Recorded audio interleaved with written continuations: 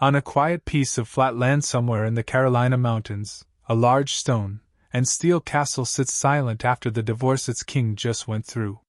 Sitting down at his study, thinking of the state of the family, the king, Brian, rendered nearly crippled from years of strenuous battles with demons, werewolves, monsters and human enemies over the past several years, ponders what could be next. Never had he thought the clan would be without its founder and matriarch, the Queen.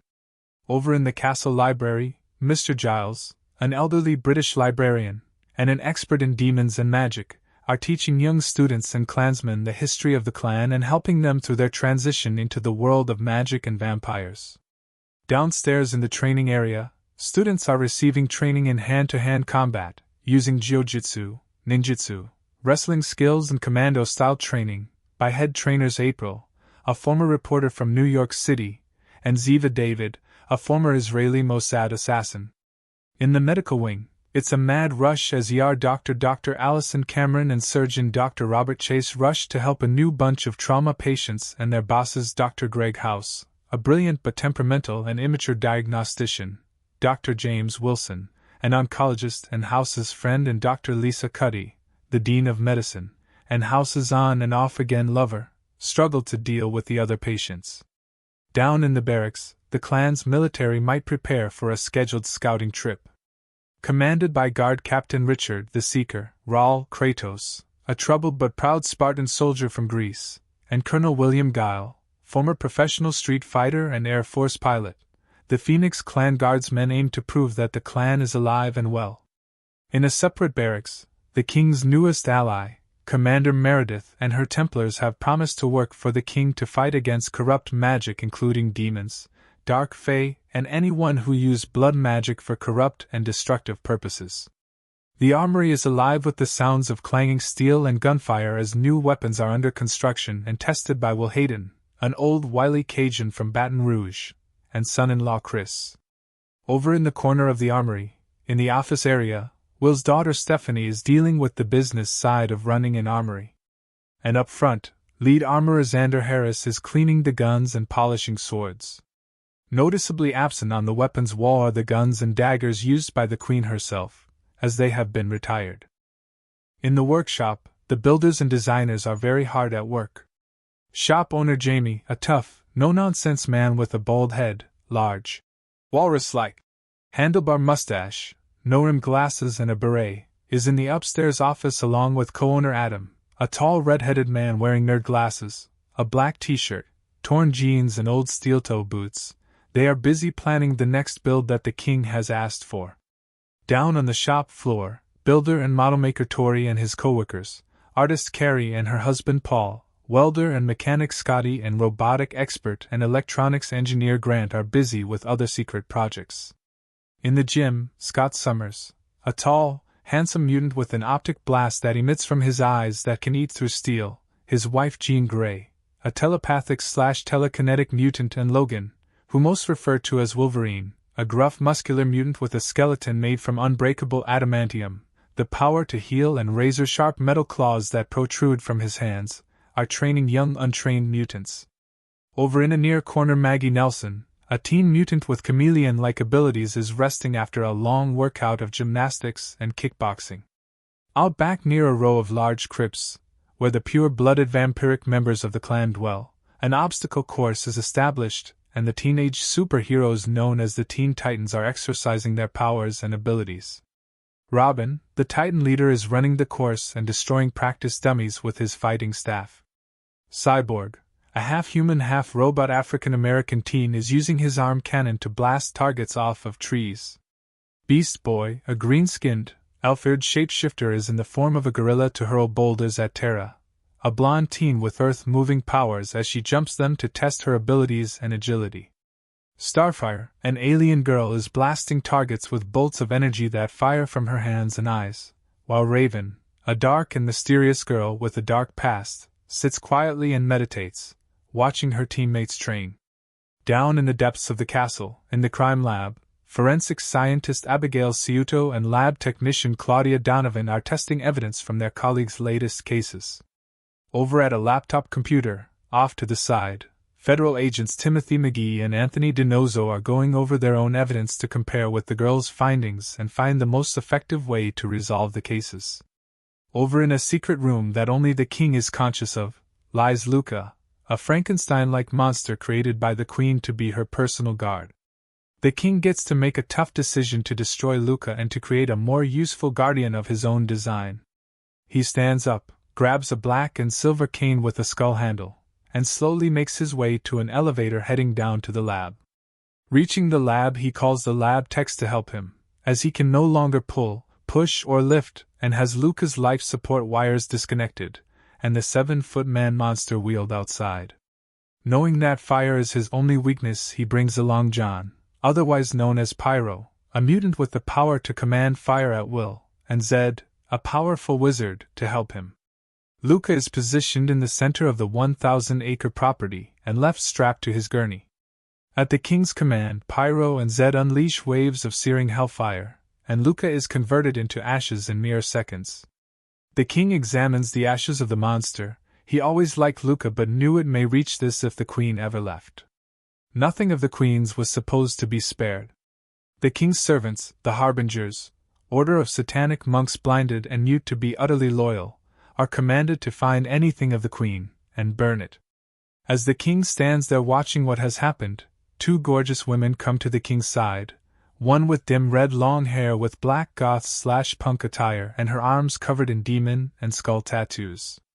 The other with wavy brunette hair dressed in black and pink yoga attire.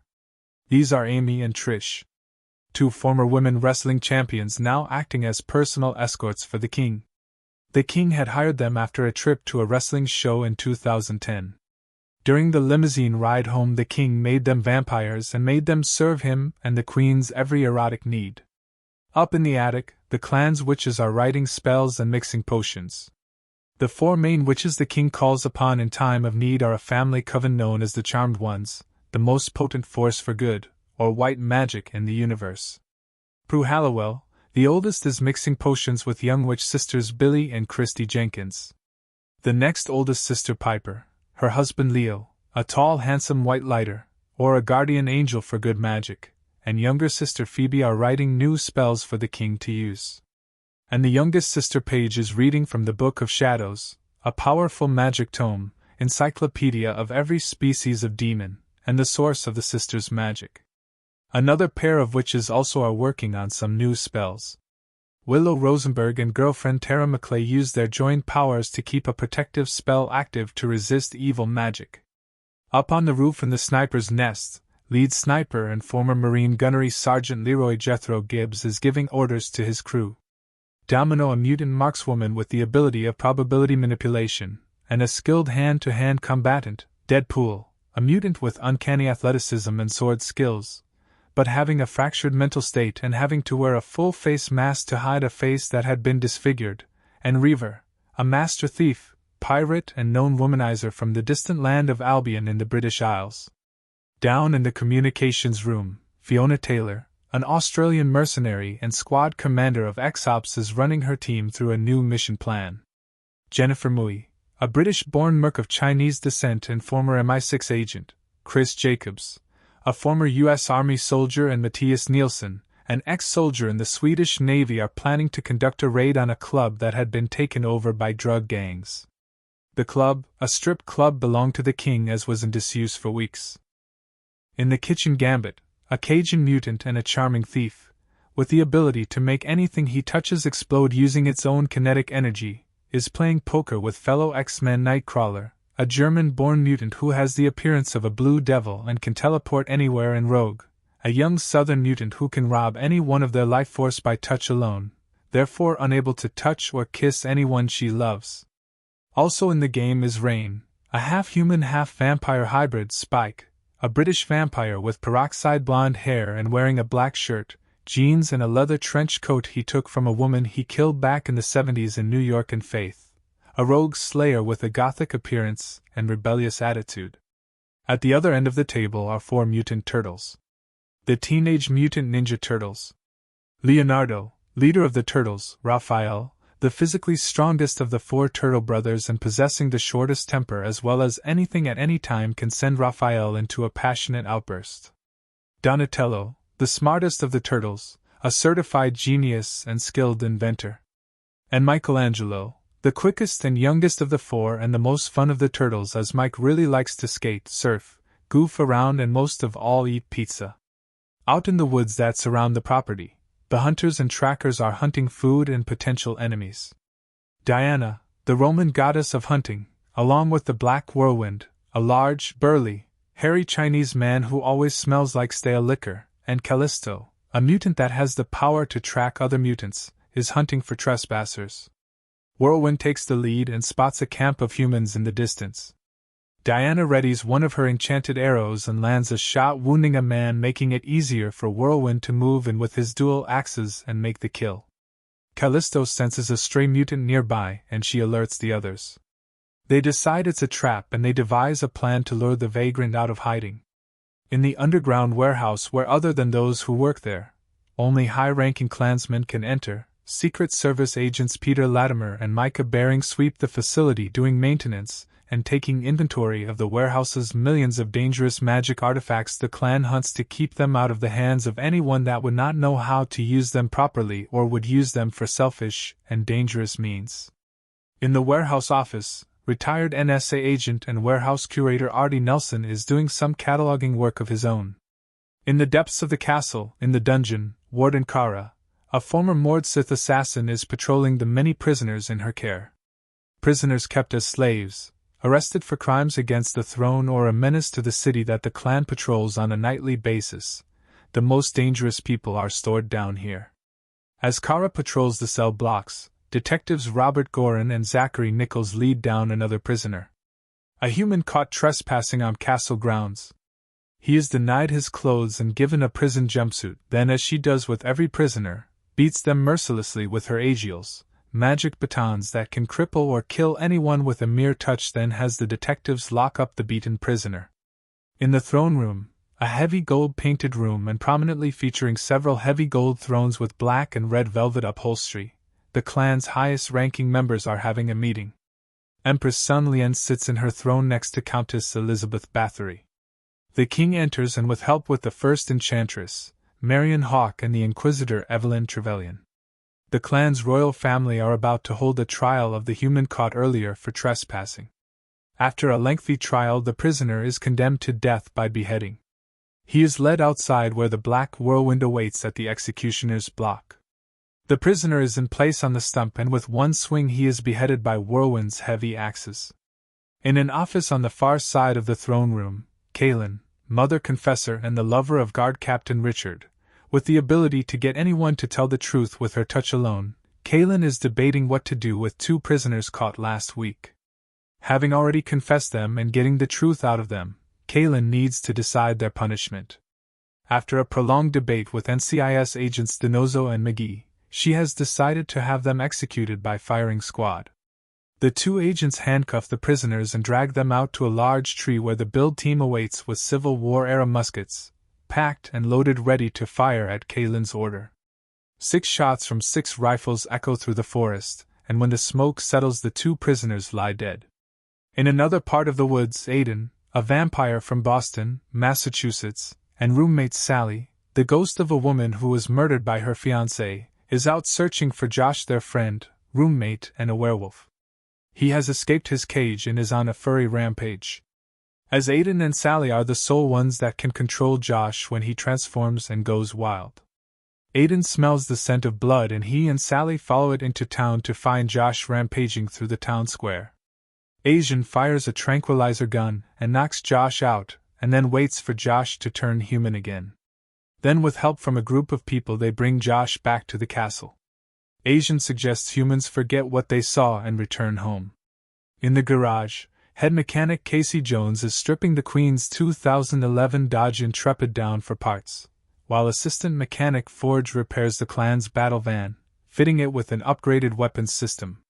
Over on the other side of the garage, Cyborg is tuning up his T-car, a super-fast, ultra-cool cyborg of a car, and the interns tune up the extra cars and motorcycles that the other clansmen use. A few seconds later, Georgia Lass, the squad leader of the Reaper Squad, a team of men and women that have died in freak accidents, but instead of moving on they became Grim Reapers. Georgia asks for her car, a classic model red convertible. She gets the keys and sets off to cope with a new job, taking the soul of someone due to die. Halfway to her job, and Georgia gets a call from her sister Reggie in Seattle, the only human that knows Georgia is a Reaper. Reggie tells her older sister that their mom has died from depression, taking her own life. Upset and pissed off, Georgia speeds towards town. She finds her target and kills him outright, instead of stealthily taking the person's soul then escorting the soul to the afterlife. Georgia goes on a rampage and kills at least 10 people without taking their souls. She goes back to the castle soaked in blood, yelling and cursing at everyone, and goes to her suite and slams the door and screams as loud as she can to vent her frustration. Out in the hangar, in the cockpit of the Black Bird, a huge stealth fighter jet that the clan use for long-distance missions. The pilot, Raven Darkholm, also known as Mystique, a shape-shifting mutant with blue scaly skin and red hair. As the king's best pilot, it's Mystique's job to fly the jet for the king, and also with her ability to mimic anyone and anything including their looks, actions and voice, undertake the missions that need a high degree of stealth and high-tech know-how. Also, only the members of the clan know Mystique's secret of being the mother of both Rogue and Nightcrawler. In another part of the hangar, another cleaning crew is cleaning and making minor repairs to the king's newest vessel, the SSV Normandy SR-2. The most advanced intergalactic warship ever built. Its crew is coming out of the ship after returning from a recon mission. Commander Jane Shepard, an officer in the Alliance Navy, has seen things in her military career that traditional soldiers would flee from. Her crew, a squad of top military personnel, aliens, mercenaries, and scientists, have pledged their lives in service to the commander, and now the king. At the precinct, Bo, a young succubus or female sex demon, is having drinks with Kenzie, her kleptomaniac human friend, and Dyson, a detective and a wolf shifter. The three of them are recognized as light Feor good demons, who fight dark Feor evil demons, despite Bo herself recently joining the ranks of the dark after being neutral for many years. They are meeting with NCIS Director Leon Vance and NYPD detectives Alexandra Eames and Serena Stevens. The crew has received a tip to check out a disturbance in town. They think it may be a clue to also figure out who is in charge of a series of murders at the asylum out of town. Down in the music room, the sounds of metal ring through the walls of the castle as the king's favorite music groups, brought in for the king's entertainment, practice and discuss upcoming performances they all have lined up. Lena Katina, a gorgeous Russian singer with long red hair, pores over some lyrics as she takes a drag of her cigarette. Over across the room, her former bandmate Julia Volkova is doing some writing on a project of her own. Creative differences had split the two up, and now they each have chosen independent music careers. Next to the windows sit members of the Italian group Lacuna Coil. Singer Christina Scabbia is practicing some lyrics as her band's lead guitarist Cristiano Migliore practices some new chords and riffs as Finnish band Nightwish, the king's personal favorite band of all time, is hanging out after their practice. The boys Marco, Yuka, Tuomas and Empu are playing cards as ex-singer Annette and current singer Floor Jansen rests on the couch chatting as two women typically do. In the family room, the members of Ironhead, a rebel force dedicated to the king after he helped them defeat their leader's demonic mother, are sitting around the coffee table discussing their life back in their now forgotten homeland. Eddie Riggs, a former roadie, is sitting next to his lover Ophelia, with his large muscular arm around her. They sit in between brother and sister duo Lars and Lita Halford. They all remember back in their homeland where Eddie defeated the evil emperor and saved their world that was under demonic rule for years, now ruled by the people who live there still. In the classroom, Professors Charles Xavier and Eric Lencher, also known as Magneto, along with Dawn Summers and Magneto's three children Wanda, Pietro and Lorna, are teaching some young mutants and witches new to their powers the regular day-to-day school activities along with how to use their powers effectively and safely, as this was a magic school. In the back of the classroom, X-Men members Iceman, Spike, Dust and Jubilee are working with another group of students. Over in the bar area, Helba, his lover Liz, a fire starter, who can command the elemental fire, and former Mexican Federal Machete are having drinks and discussing old war stories and remembering the good times they've had since becoming a member of the king's army. Helba sits a can down and flattens it with his oversized stone right hand, then tosses it over the counter, not caring about a mess of empty cans. After all, that's what the servants, slaves and harbingers were there for. After a few more, the three head upstairs to sleep off their drinking. They know the king wouldn't tolerate them being dead drunk if they were needed for a fight.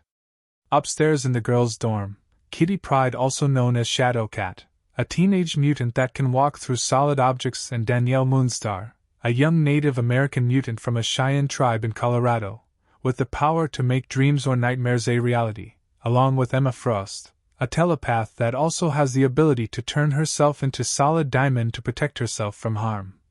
And Aurora Monroe, also known as Storm, a weather witch who can mentally control and call the forces of nature, are watching over the children.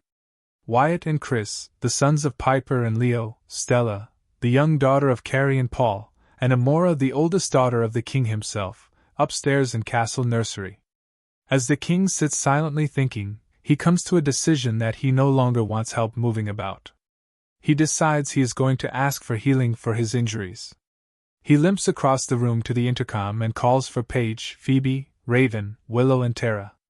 The group of witches entered, and the king orders them to find any and all healing spells and potions that they have in stock so the king can get back in being the warrior he was.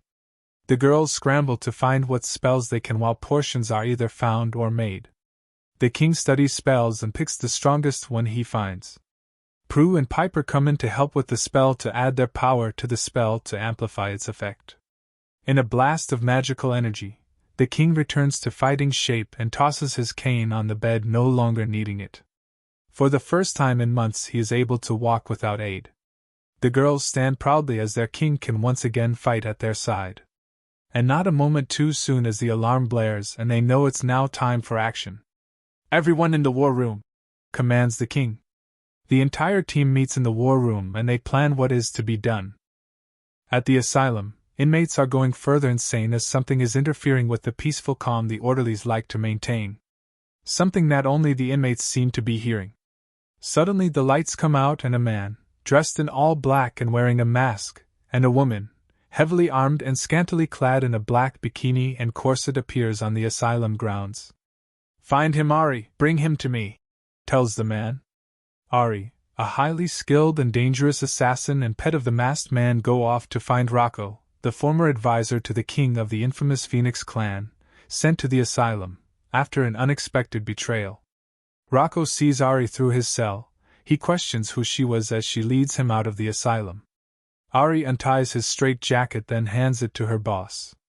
A mistake that returns to haunt her as he uses magic to force Ari into the straitjacket, and sends her back into the same cell she rescued Rocco from. She kicks at the padded wall and screams at her former boss as he laughs evilly and uses dark magic to restore Rocco's memories, and says he will allow him to gain his revenge over King Brian and his clan of vampires and mutants. In the war room, the king meets with the entire team. Empress Lien and Countess Bathory sit on either side of the king. An enormous map of the city and the outlying areas, as well as maps of the asylum itself, lying on the large oak table. Fiona Taylor, the Australian mercenary leader, says she received the maps from the asylum staff where the king sent Rocco, the king's prior advisor. They also received word that Rocco has regained his memory somehow and has escaped. "Well, that's no good," says Reaver in his aristocratic but charming British accent. Being serious, the king responds, "No, it isn't. Rocco posed a danger to us all. Luckily, we were able to stop him and erase his memory. If he has regained it and found a way to escape, then he needs to be stopped for good." "Agreed," says everyone at once. At that moment, an elderly blind woman in red and white robes appears in the room. "Greetings all," says the woman in a wise and uplifting British accent. "I am Teresa, seer of the spire in Albion. Perhaps I can aid you in this mission. I believe your former advisor is being aided in his escape. I have seen in a vision. I know you have seers and psychics in your employment, but it seems their magic is blocked somehow from seeing everything. Any help you can offer would be great." says Robin. Yeah, not all of us are in tune with the forces of magic or can see the future, adds Cyborg. Magic isn't something to take lightly. I have to meditate all the time just to gain control of my own powers, says Raven stoically. Piper, the second oldest of the Hallowell witches, hears something outside the doors. She asks Logan to check it out. He sniffs the air, growls, and his 6-inch metal claws protrude from his knuckles. He gets to the door ready to attack the would-be intruder, but when he opens the door, all he finds is one of the student witches. Apparently she has overheard the team planning to go to the asylum. What do you believe you're redoing? Asks the king. Kid, the asylum is no place for you, says Raphael, picking up the student as she had leaned on the door and fell into the room, alerting everyone. Indeed, one as young and inexperienced as you, my dear, need not venture in such a dark and troublesome place, says Teresa. The kid has balls, but for once I agree with everyone else, it's just too dangerous, adds Faith. Everyone is correct, my dear. Return to your dorm, says the professor. The girl, who simply refers to herself as Punky, walks behind the professor's wheelchair, walks behind the table, past Teresa, and takes the king's place and says as brave and commandingly as she can, Look, I may be young and inexperienced, but you didn't recruit me just because of my looks. I know you need more fighters in your ranks. With Shadow and the Queen gone and Luca dead, you need me. She's right, says Leo. Over the last year, our numbers have dropped. We need to find more willing allies. If Teresa's vision is correct, we will need help to take on whomever broke Rocco out of the asylum. Punky looks at Piper's husband and nods at him, and then adds, Now let's go to the asylum. Whoa, hold on there, Braveheart, says Paige. We don't know if whomever broke him out is still there, and what he can do. With that, the king suggests they continue looking at options before going out. Riding in the back of the limousine, sitting next to the king and his 3 escorts, Amy, Trish, and Velvet, who are all professional women's wrestlers, the young pink-haired witch Punky is eager to begin her first job as a full-fledged member of the clan. The limo is flanked by every vehicle and motorcycle in the king's fleet as they drive towards the asylum. As they scout out the asylum, Teresa appears out of thin air and warns that something is wrong. She senses even more danger than she lets on earlier. Well, isn't that just great? Says Eddie as he and Lars unpack the Deuce and the Doom hearse of weapons and equipment. Mikey, Raph, unload the battle shell. We may need its weapons before long, orders the king. Spike, Wolverine, and Robin sit on their motorcycles looking at the eerie white building ahead of them. Spike stands up off his bike, lights a cigarette, and joins the king at the doors of the battle shell. He looks in the different weapons and picks up a heavy submachine gun. Eddie, Ophelia, time to mobilize the troops, shouts the king. With that, Eddie and Ophelia grab their guitars and begin alternating solos and blistering guitar riffs.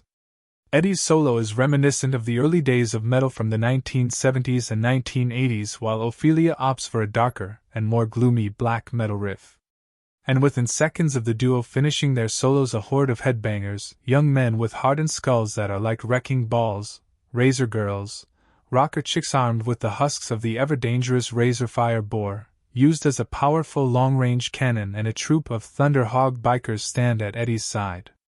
While Ophelia's army consists of a pack of gravediggers, armed with razor-edged shovels, and women dressed in tattered bridal gowns that hinder their enemies by slowing them down and striking them with lightning. Altogether, the Ironhead army stands at 4,000 strong, eager to fight for the king. Now that's how you call an army, says the king proudly. The king orders the rest of the army to wait as he leads a small squad inside the asylum.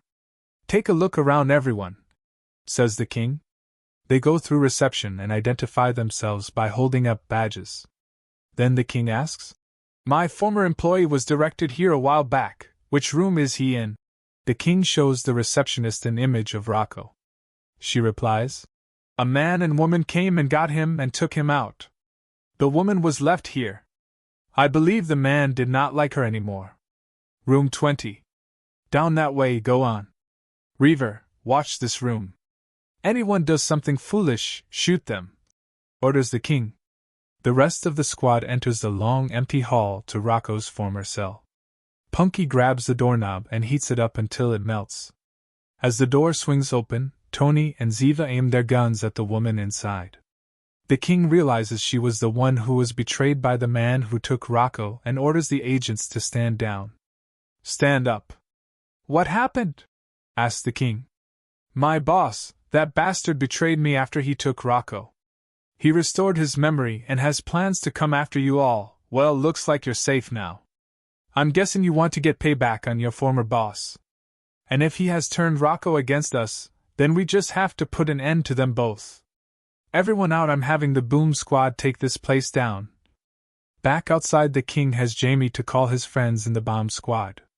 Jamie runs to his truck and calls the bomb squad and the FBI. Then, not one to wait around, the king orders Nightcrawler to teleport to California and bring their bomb squad friends to where they are.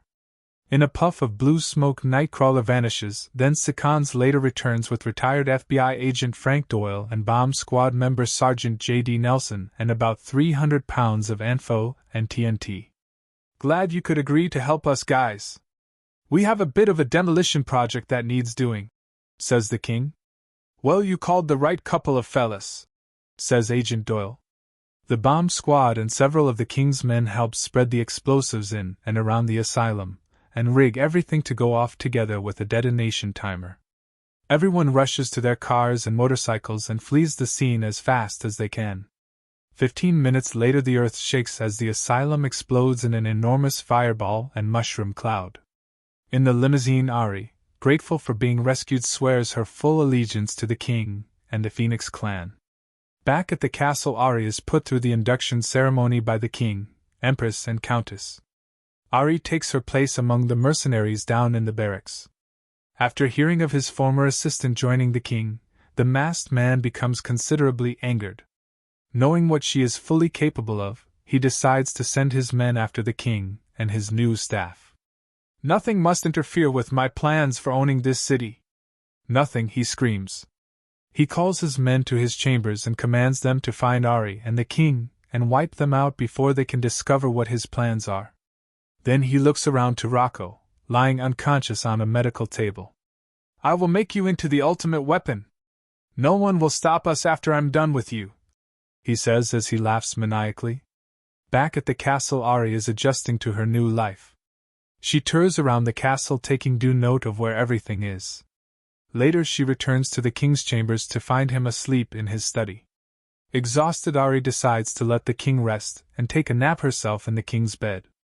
In her dreams, she imagines a productive life serving the king as his top assassin, but her dream is turned into a nightmare when her former boss kills the king and the entire Phoenix clan, and before he can kill her, she awakens. She looks at herself, then goes to check on the king, who is asleep at his desk. "It was only a dream," says Ari to herself as she goes back to sleep, anxious to start her training with her new family in the morning. Ari awakens to start her first day as the king's newest recruit. She cleans herself up and heads to the kitchen where Piper and Michelangelo are preparing breakfast. He has prepared several distinct styles of pizzas, including vegetarian, meat lovers, and cheese. While Piper, with help from her sisters and the kitchen staff, has laid out a huge spread of both breakfast and brunch items, including restaurant quality, gourmet and down-home and family recipes. She even prepared a rare authentic Chinese dishes for the Asian clan members that she received from a young Chinese man she met and helped years ago in San Francisco's Chinatown. Ari grabs a few pieces of pizza before the rest of the family wakes up and eats everything. After that, she goes to the training area to sit in on a sparring match between Maggie and Kitty. The two teen mutants have been restricted from using their powers as this is a sparring match, and only the hand-to-hand skills that are taught during these classes are allowed. After the match, both girls are physically spent and Maggie calls it over. Ari sits and watches several more sparring matches, including one that gets a little bloody. She thinks to herself about one day seeking out her previous boss and showing him what a mistake he made firing her like he did. Meanwhile, the king is back down as the lab along with Dr. Hank, Beast, McCoy, Lab Tech/Secret Service Agent Claudia Donovan, and builders Adam Savage and Jamie Heineman. He has decided to build a new monster bodyguard, stronger than Luca ever was. He studies up on what the strongest breeds of demons might be, including brutes and apocalypse demons along with various species of animals. He sends Spike, Black Whirlwind, Angel, Faith and Wolverine out to hunt and capture the demon parts while Rogue, Maggie, Beast Boy and Mystique are sent after the animals. Each squad is watched by at least 2 guardsmen for extra protection. While they wait, the king has the lab ready to bring all the parts together with assorted human parts taken from slaves and prisoners. The king gets an alert from Rogue's team from the zoo. Mama has infiltrated in the guise of a zookeeper. She's going to kill all the workers using her stealth skills. Maggie and Beast Boy are going in as a rhino and elephant to lure the critters back to us, then we'll try again for a tiger or something else that's aggressive and ornery, says Rogue in her strong southern drawl. Gorillas are notoriously territorial, Rogue, and they can exert over 800 pounds of force with their arms, breaking bamboo or a person. Get a silverback gorilla, they're the big daddy gorillas. They have the broad gray patch of fur on their backs so you'll spot them easily, suggests the king. Rogue tells the guards to help her catch a gorilla. They get to the makeshift Congo jungle exhibit and find the silverback. Rogue takes her jacket and gloves off so she can use her powers to subdue the beast. She flies up over the fence into the jungle. She is faced with a larger silverback who is ready to fight Rogue for trespassing.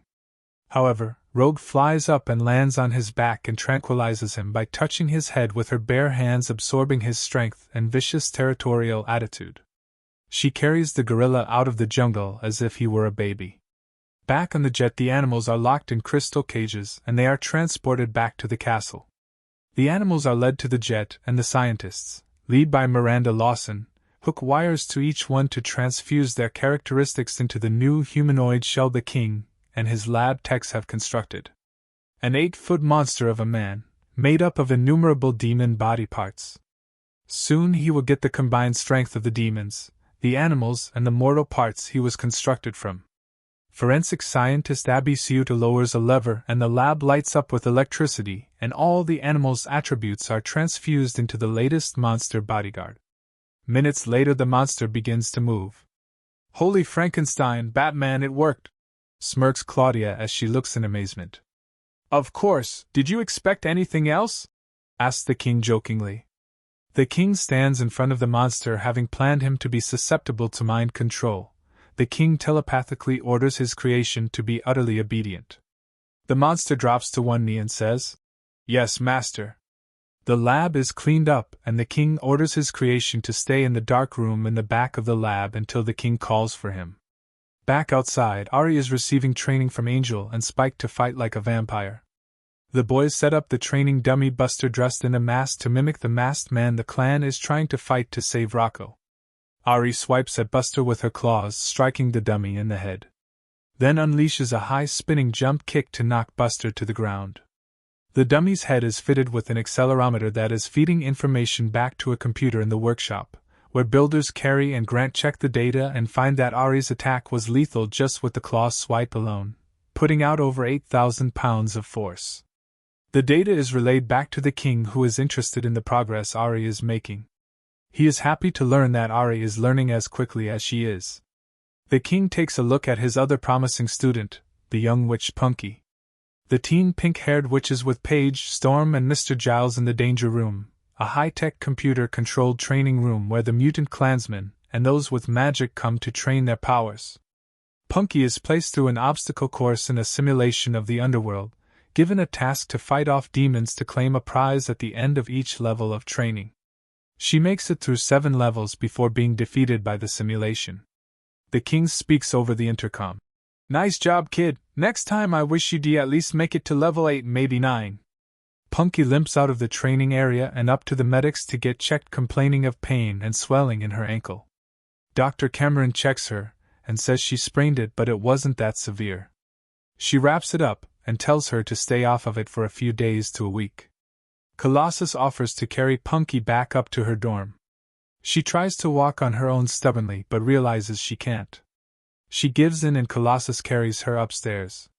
The king meanwhile takes the ENGSUB mercs and the warehouse agents on a mission into a nearby county to investigate a series of murders involving demons. The victims were hardly respectable people. In fact, they were a sect of bank robbers and murderers. Nonetheless, the way they were killed warranted the sheriff to call the king to come out and investigate. "What happened?" asked the king. "Well, I don't rightly know," says the sheriff. "I came across these guys about midnight after I heard something out here. It's not a big town, so you can hear everything. Found them cut up like fishes. No critter could do that, no one I know of, mind you. So it had to be done by a creature of some kind. I heard y'all were keen on this stuff, so I called y'all up. Jennifer, get the gear. Chris and Peter help her out. Fiona, you, Matthias, and Micah keep talking with the sheriff. Steve and Claudia go set up in the sheriff's office, then we'll all go out to hunt this thing." The king sits in the conference table reviewing evidence. "Sheriff, I want the bodies sent back to my castle for my medical staff and the science team to study. I'll make the arrangements now," says the sheriff. "We need Diana and Wolverine," the king says as he calls home. "Kurt, I sent you the location of where we are. Bring Diana and Logan. And come armed," commands the king. Minutes later, the three of them teleport into the office armed with guns and Diana fortified with her enchanted bow and arrows. "Glad you guys got here. We got a demon," remarks the king. "Good. I think I need a decent fight. That kid of yours is a handful. Nevertheless, I think she is ready for the fight with that masked bastard," says Wolverine. "Glad to hear. Ari will be an asset when we find that guy," says the king. "Take a look at this monster we came here for." The king hands them a case file from eyewitnesses. The agents return from their scouting trip, exhausted and empty-handed. "Claudia, Jinx, did you find it?" "No, whatever it is, it's either very elusive or it can't be detected on the scanners," says Claudia. "Logan, Diana, get out there." "Sheriff, can your men back them up in any way?" asks the king. "No, none of my men will dare go in those damn woods," says the sheriff. The king stands up enraged. He confronts the sheriff. "Listen here, I'm not sending my team in without backup. Now you and your lackeys grow some nuts and get your redneck asses out there before we rip your throats out and feed your worthless corpses to that creature out there. Do I make myself clear?" The sheriff storms out and gathers his men and waits at the edge of the woods for the king and his hunters. The king and the others head towards the woods to speak to the sheriff. Suddenly they hear a loud bone-chilling roar that is not anything like a werewolf or vampire. "That's a big one, all right. We should have brought some extra firepower," says Agent Jinx. "No time, Jinxie. We are required to put an end to this thing, now," orders the king. They dredge deeper into the forest, tracking the scent and sound of the creature. Logan catches a scent on the breeze and takes off towards a cave. The others follow and they stop at the mouth of a deep water-filled cavern. "Damn, has to be it. Guess we need to go in," the king commands. "But what if it's too deep to swim?" "We need Bobby to ice it so we can walk over it," suggests Pete. Suddenly Pete gets a bad vibe that they shouldn't even try to go in. "Oh no, bad vibe, a strong one. We're not going in." And as he says that, the cave starts to crumble, then it suddenly collapses. "The scent was good here. It was in there. Nothing could have survived that cave-in," says Logan. After checking the area thoroughly, they confirm the cave-in killed the beast and the town can now rest easy. The king packs up his team and gear and they return home. Ari is slumbering on the couch in the den after a long training day. Other members of the team are asleep as well. Velvet and Lita are helping Amy. Piper and Carrie carry the children up to the nursery while Adam, Paul and Leo aid Toad and Blob are cleaning up where the kids were playing. Then the guys head upstairs after the women, and soon everyone has turned in for the night. Teresa welcomes the king home and is ready to stay until the mission is finished completely. The king offers the blind seeress a permanent place on his staff and she agrees. The king sets the alarm to warn them if any intruders should try to trespass on the property, goes to feed to heal a minor injury he got while out in the woods, then retires to his chambers for the night. The night is calm and no one disturbs the quiet as the clan sleeps, preparing for whatever tomorrow might bring. The next morning during shooting practice, Will hands the king a set of new pistols, even larger than the dual .50 caliber revolvers he has previously used. "Here you go, your majesty. I got something that'll make hamburger out of anything you hit," claims Will. "Holy shit. That's one big gun," says the king. "That ain't even half of it, son. You can keep your .50s, but you pull this little son of a bitch out, son, those demons will bow to the king," adds Will. The king tests the monster handgun and buys it, and all the ammo the king can carry. After practice, the king heads to his chambers for a short rest. After a nap, the king feels rejuvenated. He washes up and goes outside to view the team training. As the king watches his team, he gets a call from the precinct. Dyson, Kenzie and Bo need the king to help track down a fugitive under Fae with the ability to incinerate anyone by touch. The king inspects the evidence. A cheruf, responsible for the annihilation of Pompeii. Something that powerful is bad news. "Iceman, you're definitely coming with us on this job," says the king as he marches down to the communications room where Fiona is already tracking the cheruf. "All right, Fiona, have you found this thing?" asks the king of his chief communications specialist. "Having a lot of activity around the British Isles. Wait, the scanner is picking up a reading. The cheruf is in Albion. Oh God, it's operating in the ruins of Oakvale," says Fiona. "Wraithmarsh, damn it," the king says as he starts getting angry. "No one goes anywhere until we get fully prepared to fight this thing. I'm not trekking the team through a ghost-filled swamp after a demon of that size unprepared," orders the king. "Dyson, Hale, use all of your contacts to find out more about this Fae. Teresa and Reaver, get back to Albion and rally the townspeople and guards and any remaining heroes. We'll need them. Avoid the marsh at all costs. Bo, Kenzie, Trick and Lauren, talk to the Ash. See what resources he may have to go up against the cheruf. If needed, talk to the Morrigan. I know that this is the Queen of the Dark Fae, but I want all the resources I can get on this one. Dawn, Faith, and Spike, go out into the field with the warehouse agents. I got a tip on several artifacts that could be useful. Giles and Angel, aid any way you can in the research of exactly what this thing is and what it can do. Adam, you and the build team build more of your supped-up fire extinguishers, stronger than what you built for the fire versus ice experiments. Rest of your help any way you can." The king goes into town flanked by his escorts and armed guards. He sends Trish and Amy into the banks to clean them out as velvet, and the guards rob the stores and restaurants. The king is at the center of town preparing to lay down the law to the people. "People, as commander of this state, I hereby draining all remaining resources by robbing all banks and businesses within the county. I do not wish to have to do this, but I need to finance a critical mission that will definitely need extra funding to buy and build the necessary armaments to fight a new threat. More dangerous than any of us have seen before. My people are in town scouring for anything that will prove useful. I implore you all, stand with your king, fight with me.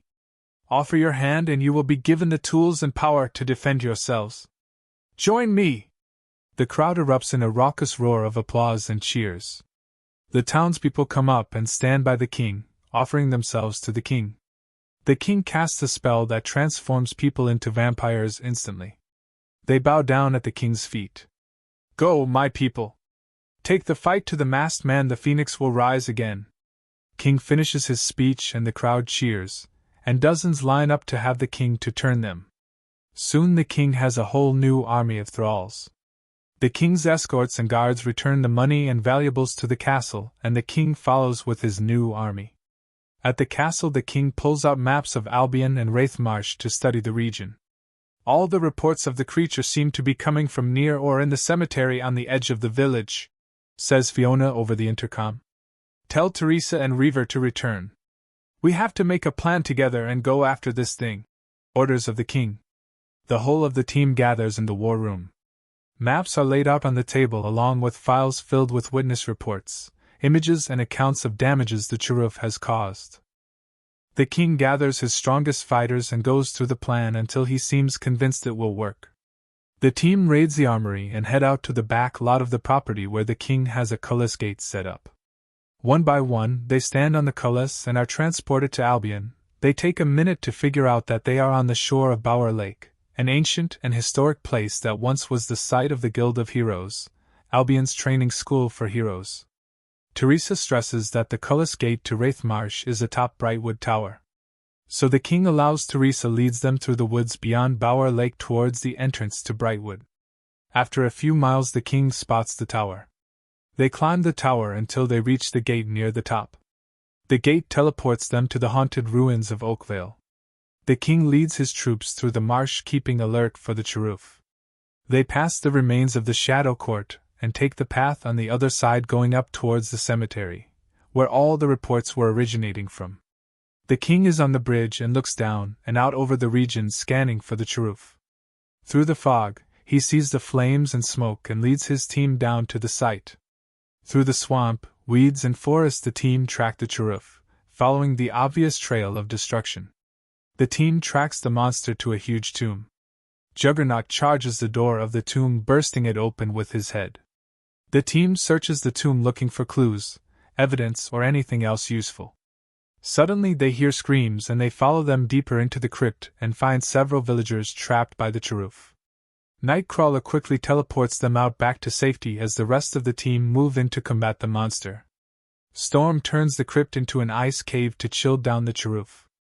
The monster roars and tries to flee, but Iceman puts up a wall of ice over the exits. Faith shoots a frozen bolt from her crossbow into the Cheroof's chest, then everyone armed with a gun shoots the creature with frozen ammunition, further weakening it. King and Reaver both land a shot each in the Cheroof's head, then Iceman blasts the creature with a blast of ice, freezing it solid, allowing Black Whirlwind to hack the Cheroof into nothing with his axes. The team celebrates the victory as Zed and Pyro melt the ice so everyone can leave. The king leads his team out of the crypt to the cheers of the Albion people. They leave the continent by the nearby Cullis Gate back to Castle Phoenix to rest after the mission. King showers, then goes to relax on the couch. Holy shit, that was a pain in the ass. Next time the damn place just gets bombed. No more going through a marsh or haunted tomb, yells the tired and frustrated king. The next few days, letters and gifts to flood the king's mailboxes from the grateful Albion townspeople, including several offers for marriage from almost every girl in the land. The king responds to the letters stating he is through with marriage, but appreciates the offers and the gratitude and affection. The king realizes how late it is and retires to his chambers for the night. He takes his bed and quickly goes into a deep sleep to rest for a new day and a new mission. The next morning the king is awoken by his phone. He answers it to hear a girl's voice on the other end. "You have to help me," cries the girl. "Where are you and who are you?" asks the king. "I'm at your club and I'm not important, at least not anymore. You're the only person I got to rely on, I have no one else," claims the girl. The king sits up thinking, unsure what he should do. After a minute he goes to wash up and get dressed. He meets with Teresa about the phone call he got. "It sounds to me like someone may need you and she believes no one else can help her, but you," says Teresa. "Can you tell if it's a trap or a setup?" asks the king. "No, your majesty, but just in case I would not go alone," says Teresa cautiously. "I wasn't," says the king as he raids the weapons trunk. The king walks to the club, followed by Bo, Kenzie, Dyson, Reaver, Agent Bering, Agent Jinx and Kalen. They look around the rundown nightclub, and the king spots a woman sitting down at the edge of the stage. "Careful, my liege, I sense demonic power in her." "A seductress," cautions Dyson after getting an uneasy feeling. "I'll be careful, but why would a seductress call us for help?" The king approaches the woman and they talk in private for several minutes. The team watches the doors and windows for any sign of trouble when Kenzie spots several dark fae coming towards the club. "Fae!" cries Kenzie, alerting everyone. Everyone stands at the door, weapons drawn, prepared to fight. The king hides the seductress in the dressing room, then marches back out to the dance floor upholstering his guns. The group bursts in but are met by the king's men.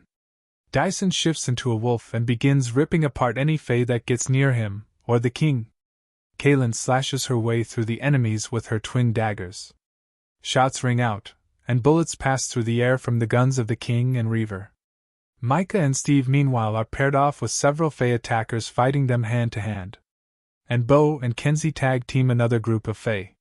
Micah grabs one of the thugs in a reverse chokehold, strangling him using the skills she learned both from her years in the Secret Service and her training from working with the king.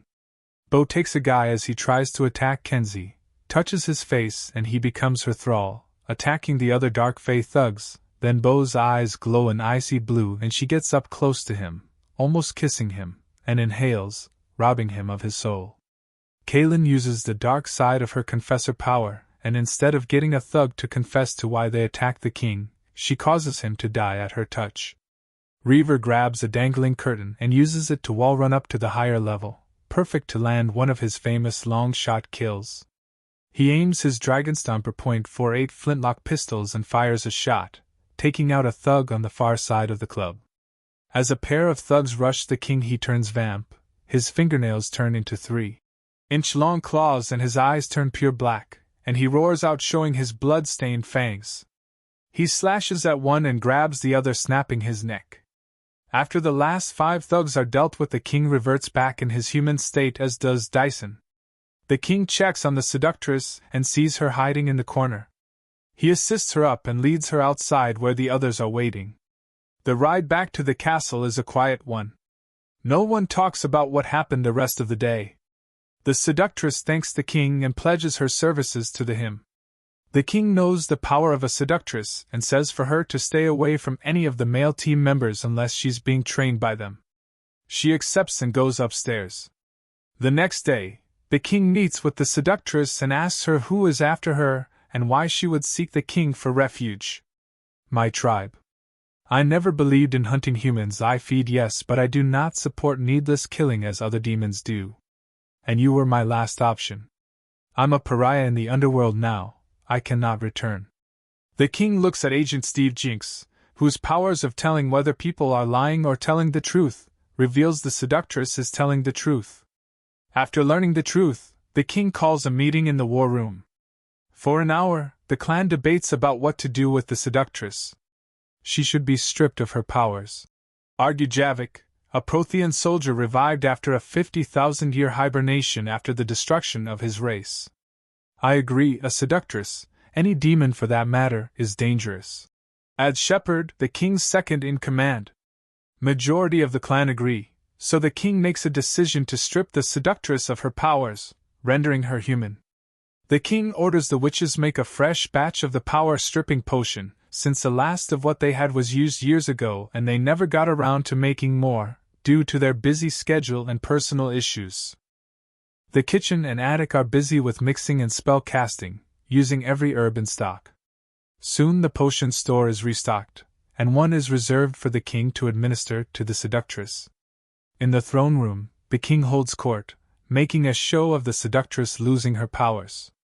At the order of the king and his royal court, she drinks the potion. She feels her powers leave her. After centuries of being a demon, she is left human. After that, the king orders Angel to turn her. Angel comes to the front of the room, shifting to vampire form along the way. He takes her close to him, biting her neck. He drinks her blood till she passes out on the gilded floor. She awakens the next night, no longer a demon, but a vampire. The newly created vampire joins the king and Shepherd in the war room as they plan the attack on the demon's underworld lair. Celine, Gurus, Rain and others join the war council and add their opinions and tactical advice. A holographic layout of the lair is shown in the middle of the table. The girl looks amazed at the high-tech display, but quickly gathers her senses and adds her own thoughts and opinions based on her own personal experience. After an hour they feel they have a plan and they then begin preparations. The clan leaves the room, and goes out to the Cullis gate out back of the castle, which Garth is tuning to reach the underworld. The clan teleport in small strike teams consisting of a team leader, a tech expert, a heavy and support. The king takes his team down the main corridor while Shepherd and Bo lead their groups down a passage to the right, and Hawk and Jeremy lead teams down the left path. The new vampire follows the king to an opening. Looks like a meeting room, not the main room, says the king. Carrying armfuls of Anfo and C4, Nightcrawler teleports from point to point, then Adam and Tori wire the fuses and blasting caps and program them for remote detonation. The other teams rendezvous with the main team at the main room, where the pack of seductress demons are gathered by the seductress queen. The clan surprise them with ammunition filled with vanquishing potions. 2 of them are dead before the rest are aware, making the following fight that much easier. The king rises from cover, his heavy revolver aimed at the queen, but one of the demons knocks it from his grip. The king, however, unfazed, uses his other gun to vanquish her, then picks up the first one from the floor. With a roar, the king shifts into his vampire state and claws and bites his way through the rest of the demons. After minutes of back and forth, the king lands a critical blow to the queen. His claws tear through her stomach, then with his martial training, lands a pinpoint spinning round kick to her jaw, then an elbow to her spine. The killing blow comes from 2 potion-laced bullets through the mouth. She explodes almost immediately, and the former seductress is free of her old pack. The clan set the rest of the bombs and teleport out, and arrive in the bunker just as Carrie hits the arm button. 5, 4, 3, 2, 1, fire in the hole! Yells Carrie as she triggers the bombs. The explosions makes the whole area quake as the underworld is destroyed. The clan celebrate as another threat is vanquished. A few weeks later, the day starts off as normal, with everyone training, relaxing, or in some cases enjoying the open sexual environment the clan is known for. But today, a few clansmen aren't enjoying the atmosphere. Former ATF agent Stephen Jinx feels something is off, but his perception isn't nowhere near that of Logan, with his superhuman hearing and smell, or Agent Peter Latimer, who has the ability to sense danger through a kind of sixth sense, or vibes as he calls them, or those few that are telepathic like Emma Frost, Jean Grey, or Professor Xavier. Jinx's power was as a human lie detector, sensing if someone is lying just by being in proximity to them. After consulting with everyone he could think of, he felt even worse. An uneasy feeling in his gut and mind made him seek an audience with the king and his advisors. "Boss," spoke Agent Jinx nervously from the door to the king's office. Hawk and Shepard were there, as well as Lien, Elizabeth, Teresa, and Alela, the king's newest acquisition, showed up as well. Agent Jinx let the women in as they outranked him, and he was just a field agent. "What is it, Steve?" answered the king. "Sir, something's wrong, like—" He swallows hard. "End of the world wrong." The advisors looked up and the king became silent. A blank look crossed his face, and then he ordered a full lockdown and everyone inside the castle. The clan gathered in the armory and stocked up on supplies and gear. The television in the manager's office was playing the news and warned that several cities have fallen to massive nuclear bombs, with mushroom clouds reaching hundreds of feet high. The castle enters lockdown and steel plates are lowered into place over windows and doors. The clan wait out the apocalypse and use the time to prepare for the world after. Being supernatural, the radiation won't affect anyone except the human slaves, but being under the clan's protection, they are kept inside. The king orders a check of all supplies and resources. Piper and Michelangelo return with lists of every item in the larder, and Ho does likewise with the inventory from the bakery and food supply rooms. The armory, infirmary, and shops also turn in lists of their inventories. The news gets darker as reports of mutants and corrupted survivors turning into what are being called rad zombies, or ghouls. The Undead Task Force prepare their officers and meet with the other field agents in the war room to discuss plans to combat the new threat. Captain Dashel meets with the other field officers and team leaders and briefs them on the UTF's knowledge of zombies and the ways to combat them. The shooters and melee fighters are taught hands on the best ways to destroy a zombie's brains, while the mages and witches are instructed to focus their magic attacks on the heads of the zombies. Because the zombies emit radiation, though, makes them even more dangerous, but the clan prepares for everything, and the clan's armor, costumes, and robes are being retrofitted with lead lining. As the clan train and prepare, the perimeter guards say ghouls are nearing the tree line of the property. The remote security systems activate and numerous ghouls are obliterated, but the sheer number of them are more than the outer guns can handle. The scouts run back to base and enter through the outside bomb shelter doors. The Normandy is launched and the ship hovers near the tree line, firing the cannons at the ghouls. Some get through and make their way to the castle. Sniper fire echoes as Thane, Gurus, Domino, and Gibbs fire upon the ghouls from the rooftops. The mages set up a flame wall to burn several ghouls as they try to cross it. The more durable ghouls get charred but don't die. They shamble through towards the interior gate, just to be met with the king and his strongest fighters.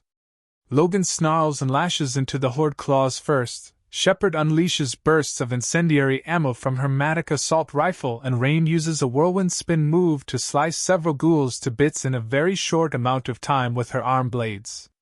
Alela uses her bound bout to pincushion several ghouls, and Serana blasts them with ice and lightning spells. Jack and Miranda hold a biotic shield around the children and the students, but at the same time shoot numerous ghouls with their pistols and blast them with their biotic powers. Willow, Tara, and the Charmed Ones use their magical powers and witchcraft to blast, sear, and explode more ghouls. In another portion of the battleground, Faith, Spike, and Angel engage a large group of ghouls with hand-to-hand attacks, while the king and his daughter shoot, slice, and blast their way through more ghouls near the side of the interior gates. An off-site fleet of watchers manned by the Mythbusters and the Harbingers fire thousands of explosive arrows at the ghouls, and those that aren't killed outright by the impalement are blown to pieces when the black powder rockets explode. More ghouls surround Serana and Alela as they defend the assassin trainees. They both use their necromancy to resurrect fallen ghouls to fight alongside the clan, confusing the hostile ghouls and making the hostile ones easier targets. A horde of ghouls tries to attack the civilian clan members, but a wall of ice and an inferno of flames stop them as Iceman and Pyro block their path. Then Sarah shoots from the nearest tree, taking down as many as she can before retreating to the armory to replenish her arrow supply as Cole dashes and teleports his way through the rest with added assistance from Cassandra, slashing ghouls with her sword and bashing them with her shield. An Iron Bull, as he cleaves through the ghouls with his battle axe. The Inquisition members then go to defend another checkpoint that's being overrun. The king pushes through the onslaught of ghouls with guns, magic, claws, and blades. Hawk uses force magic to levitate ghouls while impaling one with the bladed end of her staff, then flings the flying ghouls over to Serana, who transforms into a demon bat creature and engulfs the ghouls in a tornado of bats and rips the ghouls to shreds. The Templars block the ghouls' swipes with their shields and behead them with their swords. Cullen lets Cole springboard off of his shield, and then the spirit teleports through a pair of ghouls and cuts through them with his daggers. The king orders the archers to defend the students, as more ghouls breach the back line. Diana, Alela, Sarah, and Sebastian cover the left, while Varric, Alyssa Cusland, and Liliana cover the right. The mages and elemental mutants fight ghouls near the entrance to the Lunar Garden, trying to prevent them from getting into it. The clan infantry, led by Jane Shepard and Ashley Williams, head to the main gate to defend it as the main horde is close to breaching it. Some start climbing the castle, but Spider-Man, Robin, and Beast Boy scale or fly up the wall and beat them back before they get to the sniper nests or the penthouse. In the lab, Abby, Agent McGee, his wife Delilah, Tali, Claudia, and Kinsey feverishly try to find the source to the ghouls. The computers and machinery hum and buzz and beep till Abby says she has a clue. The normally chipper gothic forensic scientist gathers her big-brained colleagues around the central table to share results. Tali opens the comm channel on her Omni tool linked to the King's comm. Abby reveals that the ghouls all escaped from a nuclear research facility, and all were test subjects. The echo of the King's guns are heard over the comm, then the King answers. McGee, Tali, Claudia, investigate the facility. You may be techs, but you're also field agents. Go. The three of them take the Cullis Gate to the ruins of the city, geared in environmental suits to protect from radiation. The GPS leads them to what's left of a lab and research facility. The team sift through the rubble and find nothing until Tali hears moaning and crying coming from a busted elevator. McGee pries open the door and Claudia reaches for her Tesla pistol, but Tali stops her, then helps the traumatized scientist out of the elevator. McGee arrests the scientist as a precaution and escorts her to the Cullis Gate. She's examined by Dr. Chukwas and Dr. House, then escorted to an interrogation room. Dyson and Hale grill her about the experiment, and she tells only what she knows. She's left alone as Dyson delivers his report to Director Vance. He suggests holding her for the King's Court to decide her fate, But as she's waiting for the guards, a lone ghoul climbs the castle wall, climbs in through the window and attacks her. She's dead before the guards know what has happened. Dyson kills the ghoul and carries the scientist to the morgue. Dr. Palmer spends 2 hours on the exam and 3 checking his results. The king orders the ghouls burned and the scientist too. With no further evidence, the case goes dead and the teams are recalled from the field. While the team retires for the night, the king, looking at the asylum on surveillance, starts thinking of a more personal issue.